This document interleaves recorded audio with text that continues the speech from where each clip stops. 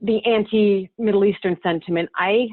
After a couple of years, I left New York. I moved down to Florida, where I am now, and I got this harebrained idea that I was going to go get a master's degree in religious studies focusing on Islam, so that maybe I could, if I can go and understand it and have an open-minded approach, then I believe, anybody can, right? There's no reason for anyone to be ignorant or hateful about any of this. It's one, group of people hijacking planes doesn't speak for an entire religion or culture. So I did indeed go and get my master's degree at the University of South Florida in Tampa. I followed that. I started taking Arabic at that point too, and that is a hard language to learn, as Laura can tell you. It is tricky. But then I also got a small scholarship to a place called the Qassid Institute in Jordan. So in the summer of 2011, I lived in the Middle East for a summer and, studied Arabic. Got pretty decent, not near fluent, but I could, get around, which was nice. And it was also just interesting to be in the Middle East. And I mean, I had kind of a hard time adjusting there just because my husband and I were there and we were older than a lot of the college students who were there. And then it's just a different culture in regards to the way people socialize with regard to gender. So my husband and I kind of were alone a lot, which was, we would like each other, but it was a bit of a learning curve. I mean, different places. After that summer, I came back and I didn't wind up, doing anything further with that, education other than develop myself. I wound up going into book publishing shortly thereafter. But I've thought a lot about what life would have been like if that had never happened. Would I live here in Florida? Would I have taken Arabic? Probably not. Would I have done all those things? Probably not. Would my mom be a widow? I mean, at some point. But yeah, so since then, it's just been a defining marker of our family's history and our personality. And I just can't imagine how it would have been any other way. And it is totally wild to me that you guys weren't even born yet, because everybody remembers 9/11 who was there. People have said it's the JFK assassination had a similar impact. So I think that's enough from me insofar as my story goes. I probably missed stuff or skipped over stuff, but hopefully you guys have some great questions and I can elucidate further on what this experience has been like.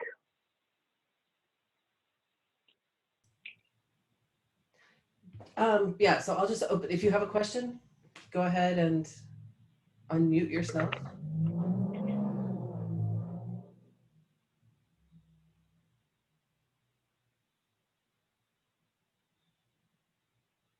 Yes, Arlene.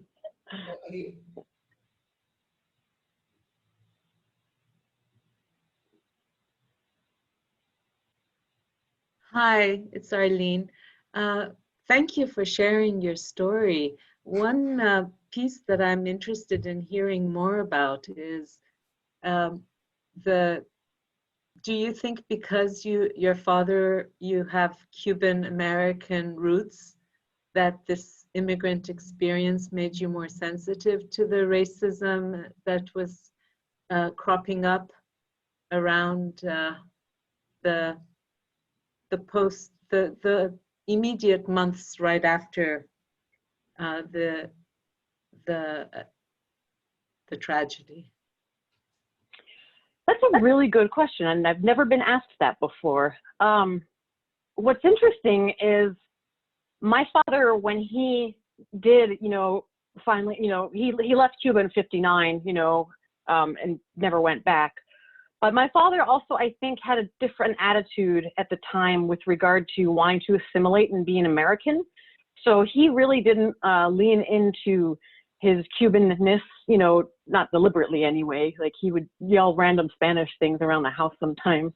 But he didn't raise us speaking the language. He didn't do a whole lot to connect us to that culture. So I don't know if that in particular may be more sensitive. I think what it might have been is the city of Poughkeepsie, where I grew up, is the majority Black population.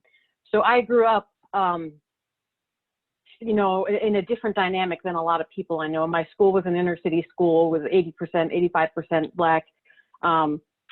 There was just starting to be a growing Latino presence from like the Oaxaca area in Mexico in my school. So I think it was that more so that might have made me more sensitive to like the, you know, the bias that was coming out of people and, you know, the vitriol that they were spewing. But that's a really good question. I've got a question. So one of the things we read in preparation for this was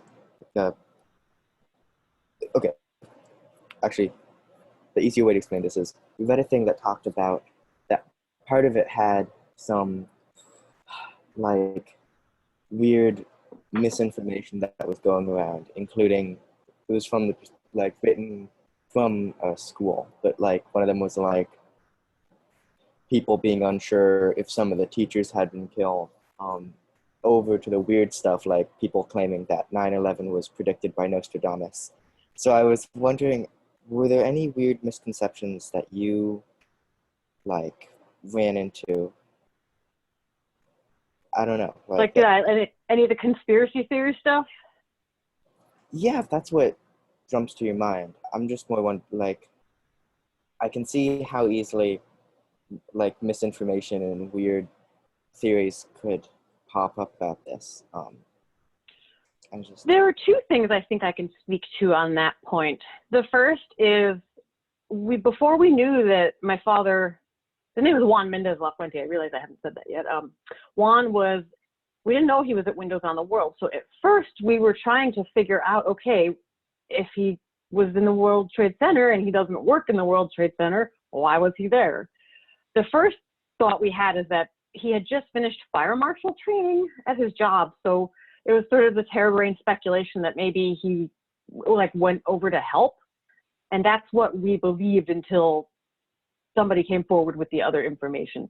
So that was kind of interesting, you know, for the first month or so, I'm parroting that, oh, he must have gone in to help. And I kind of felt dumb later. I was like, no, he didn't. You know, that's a nice high ideal, but not the case. The other thing is that the conspiracy theories of 9/11 was an inside job gained a lot of traction in the years following the event, with people saying that, you know, the Bush administration deliberately did this to be able to invade Iraq. There was this video called Zeitgeist that was going around on the early internet that people were circulating, and oh, well, how jet fuel can't melt steel beams, people would say, and then there's a janitor in the basement who like gives this talk about it, and it's like, oh, clearly, you know, is our own government. I'm firmly in the camp that I don't think we're competent enough to pull something like that off. The right answer is usually the one that's in front of you.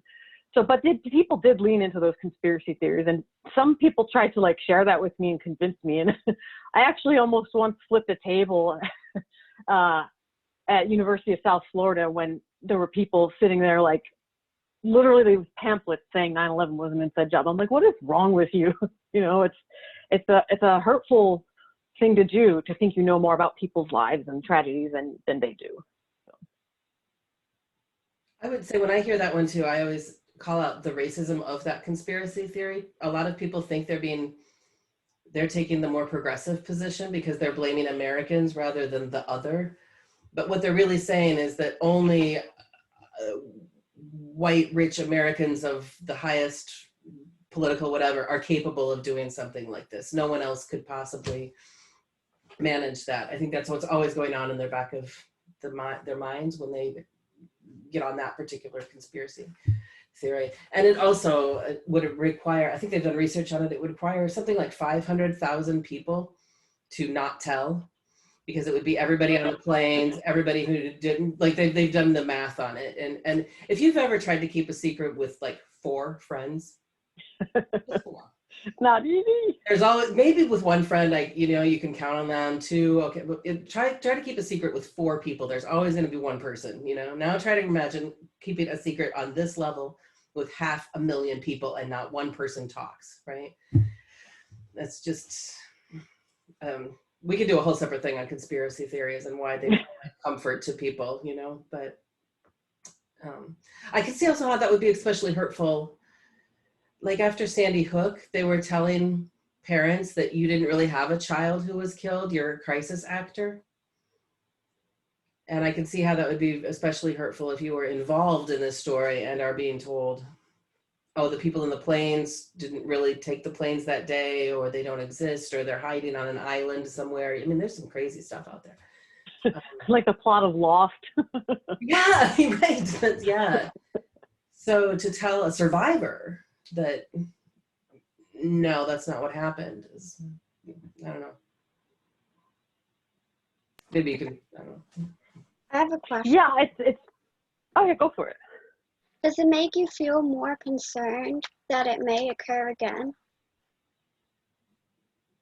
You know, I don't really think about that so much. I've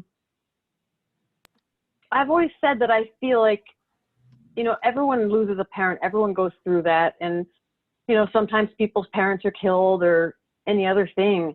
But I've gotten so much love and empathy and sympathy over the years for what I've gone through that I feel almost like I've gotten special treatment, while, you know, someone else who loses their parent to cancer or another disease doesn't get like the love and support of an entire country. And that way I feel like I don't worry so much about it happening again. I would just wish, you know, that everyone could have that kind of love and support after an event like that. Will it happen again? On that scale, I don't think anyone can say. Certainly, they've put a lot of measures in place so that it won't happen again. But I mean, terrorist attacks are happening all the time. Just maybe not here so much that we see or that we call terrorism. I mean, I was in Isla Vista. I lived, you know, in Isla Vista, you know, or I lived right outside Isla Vista when the Isla Vista massacre happened. So, I mean, I guess you could say it's already happened again, or at least close to me. No, I actually don't think about that so much. So I know a lot of pundits like to trot that out and justify all sorts of actions that I don't particularly agree with in that threat. I think that was in part some of the basis of the conspiracy theories too, because the Bush administration's reaction to this was so immediate and, in my political opinion, over the top. The pushback against immigrants, the security at the airports, the many human or civil liberties violations that were justified in the name of stopping terrorism. And some people on the left would look at that and say, oh, they must have done this on purpose in order to do those things. And I think the easier answer is no, it just worked out that way. Yeah. But you can do both of those things. You can condemn September 11th and also condemn the racism that followed, which you obviously have. I leaned into that one for sure. Yeah. It felt like the right thing to do. Yeah.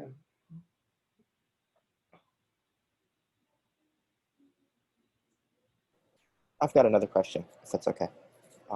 Great. No, I love it. How do you wish that 9/11 it was remembered now? Like, You know, oh, go ahead. oh, sorry, yeah, that was basically.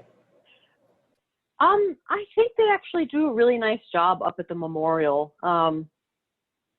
I've gone to the memorial, I don't even know how many times, but I've gone to the memorial at Ground Zero that they have every year quite a few times, and it's always very moving and quite exhausting. If you've ever watched the coverage on TV, they read all, 3,000-ish names and commemorate, with a bell, each like momentous thing. Like when this plane hit, they ring a bell. When this tower collapsed, they ring a bell. And it's a long and exhausting ceremony, but especially in those early years, it was a really great way for me to mourn, because it's not something I think about every day and cry, but I always get a little fragile on this day every year and get weepy and then realize, oh yeah, there's a real significance to, commemorating that day every year. I also remember, I think it was like a month after September 11th, I don't know, I think it was the city of New York and the Red Cross was taking victims' family members on boats and around and into the wreckage, because there was so much wreckage you couldn't just like get there. And so I got to see the site right there close up, you know, just a month afterwards, and it was really impactful to see that. I think another way that would be nice for people to remember the day is, learn everything you can about it. If you get the chance to visit, I highly recommend it. The fountains are beautiful. And it's a space that allows us all to, have the grief, whether you've lost a parent or not. Everybody was just really impacted by that. So I think they've done a good job of. I can't think of another way that you would celebrate it or honor it. I think it should be a holiday.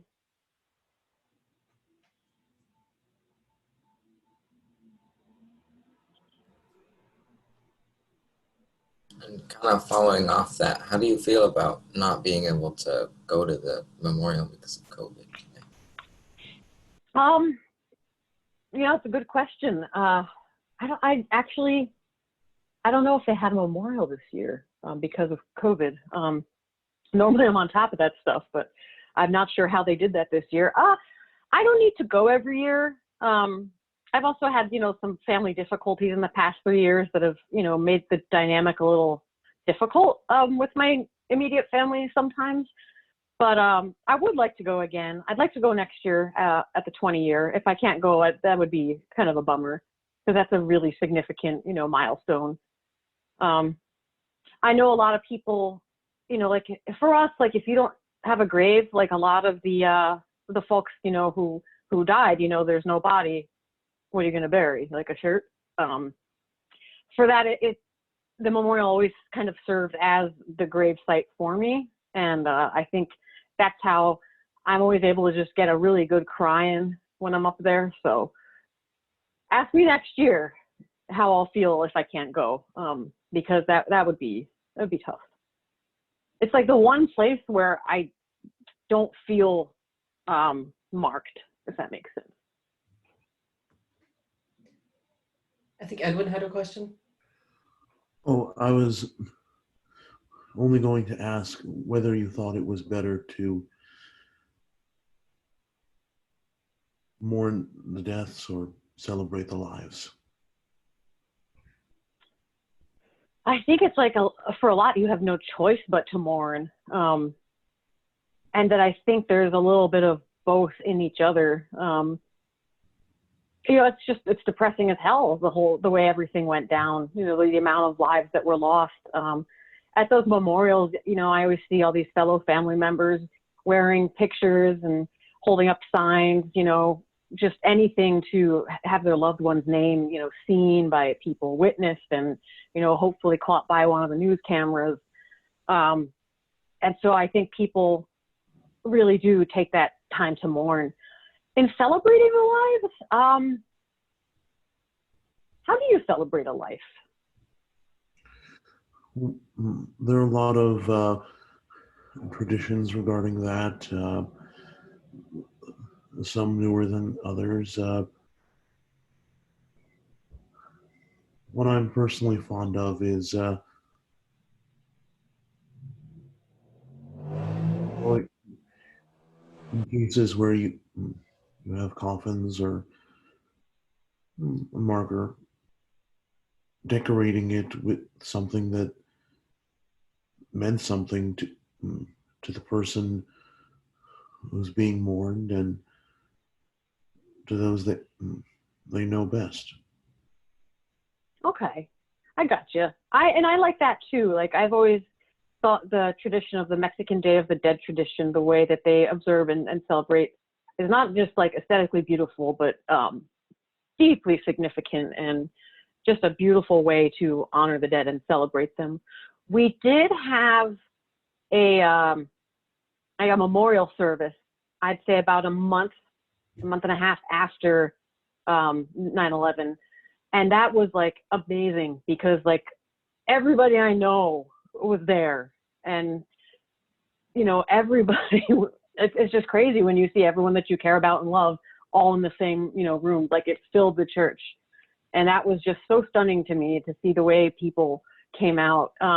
People also dropped off like 10,000 casseroles, which I think anyone who's lost a family member know that that's a way that we take care of each other and look after each other. But that felt like a big celebration. I gave one of the eulogies. There were 4. One was given by his friend and piano teacher, because he was just learning to play the piano at age 60, 61. One was given by my sister. And I sort of gave the funny one because my dad was like a really idiosyncratic person who he would like talk to the cat in Spanish. And he one time like took the cat and put it in a grocery bag and was just yelling, "Gato to go!" Like, you know, and so he had those idiosyncrasies. And I kind of got up there and, you know, told funny stories, you know, of like the person that he was. So that, I think, was how we celebrated it. And I wish I could have an experience like that again. That was and all the darkness that made you feel really warm. Can I ask a question? Please? Does the collective grief and like the prominence of 9/11 make it easier or harder for you to express your personal emotions about it? That's a fantastic question. I think it makes it easier.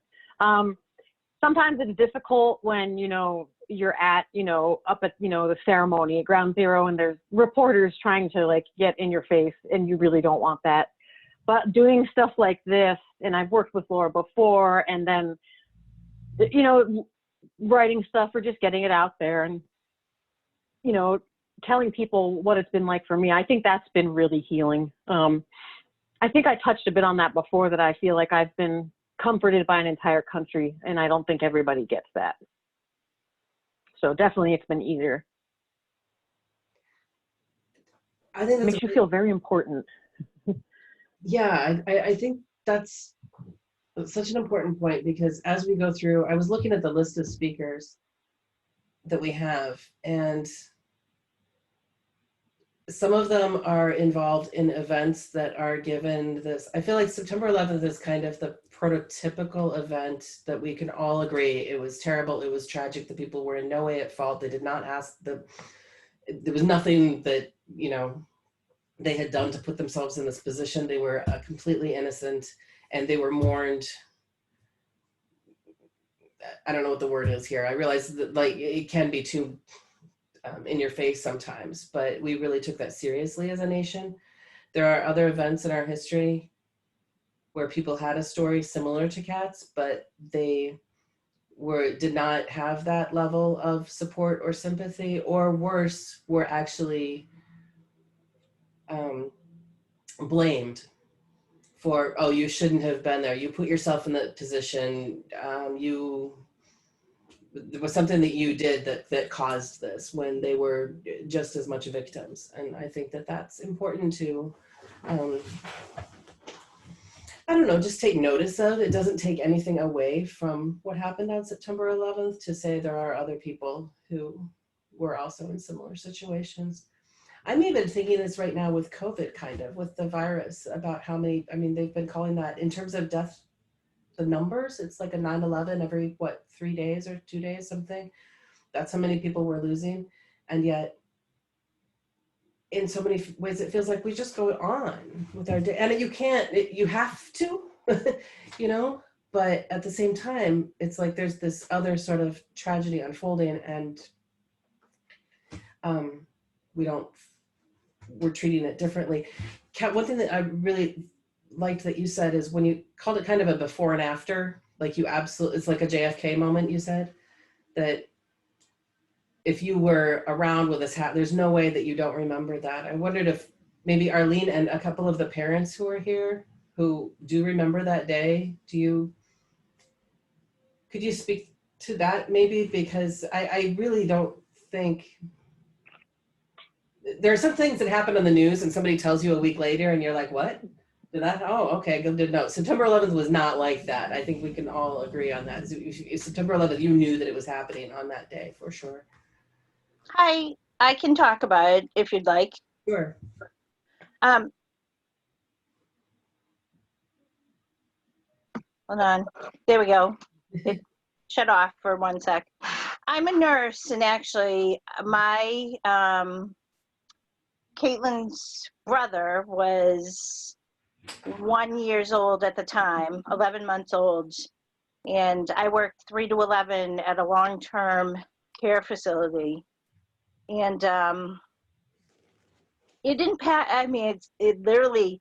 I didn't lose somebody personally, but I'll never forget what happened. My husband was a Boston police officer, and I worked on the South Shore.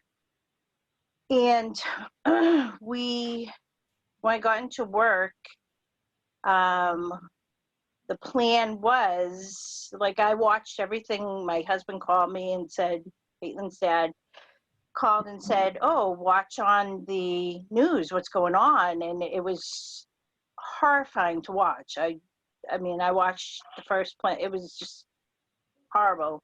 And when I got to work, we were in like crisis mode.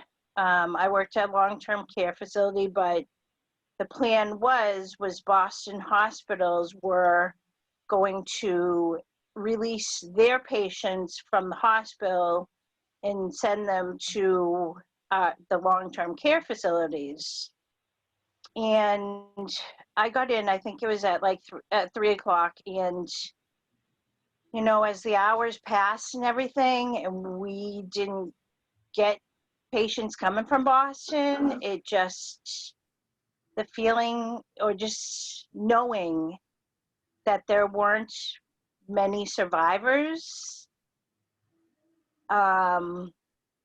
it haunts me literally to this day, because those patients from Boston were never transferred to our facility, because it wasn't necessary, because so many people died that day.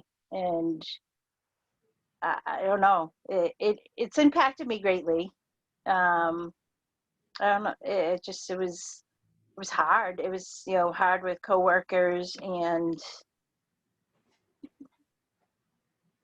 I know it was in New my daughter just said it was in New York. Why does this have to do with Boston? But that was literally the plan. Like I said, when I got into work, that's, you know, people were going to transfer any of the, because not even, you know, now I say it, that the hopes were that there were survivors, and that people would have to be transferred to Boston from New York, you know, and it just didn't happen. And as the, you know, like you said, days went on, and it was just sad, because we were prepared to get the people, the patients in to help. That's what you do as a nurse, you know. So I don't know. That's my story about it. I don't know if you guys know this. I'm sure you've all seen the footage of the towers. The plane hit the towers, and pretty much everybody below that point was able to get out, and pretty much no one above where it hit. So it mattered if the plane hit, if you were on the 67th floor or the 74th floor or whatever it is. There was no way to get below that space, because the towers did stand for, I want to say, do you guys remember, half an hour? 20 minutes or so, maybe? Yeah. So it was enough. And there were those really compelling images of people, a few people did jump from the top of the towers to get out, which was, we're seeing this on TV, and you see, like, that's a body that just fell. You know, that figured out, and then you did, and you realize nobody would jump from that voluntarily unless they were looking at something even worse behind them. I remember that. Mm-hmm. That was, and yeah, I had nightmares about that for a really. I think the falling man images is what they call it. That was something that I really kind of connected with, in the intervening years.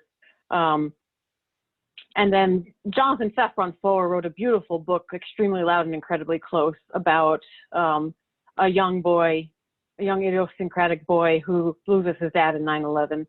And I really connected with that. But he also utilizes like the image of the falling man that really stuck with us. Did you guys who were alive, did you give blood? Because that was a big thing. Everyone went and gave blood if you could. I did not, but Elizabeth has a question, and I think Arlene has a question. So Elizabeth, where are you? There.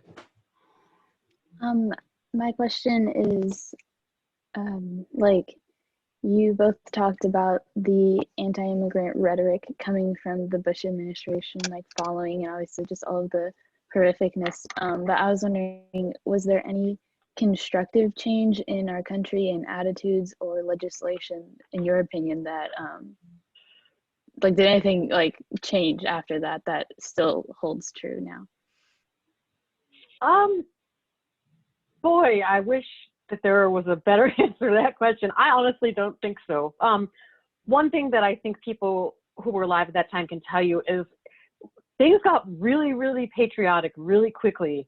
And everyone, like people, were just flags everywhere. So for like a couple of months, people sort of coalesced, and I think this is kind of especially stand out in the political times we're living in now, but everybody was unified about this. The best of us were up there with an American flag, like an attack on, New York City is, an attack on everyone. There were people, normally people who would be trash talking New Yorkers were all about New York and making songs about it. And everyone was a New Yorker that day. And the really funny thing is everyone who lived in New York, probably still have a reputation of being kind of like haughty and like not polite, but everyone was like really nice to each other. My husband went to a concert that was like maybe a week or so later, and he said the energy was like nothing he'd ever felt. Like there was a genuine gratitude to be alive, I think. And when we realized there wasn't, another attack coming, I think people started to feel safer again and less worried. In the long term, I don't know. I mean, TSA is, what we got from 9/11. And do you know anyone who likes TSA? I'm not, not to knock the profession, but do you like taking your shoes off at the airport? Do you feel that it's doing anything, or is it security theater? People have, varying opinions on that. But I don't think if there was like a more significant way that we could have been better as a nation, I don't think that happened. Maybe some individuals, did what they could with it, but no, I don't think so. Nothing else. Arlene, to take your microphone.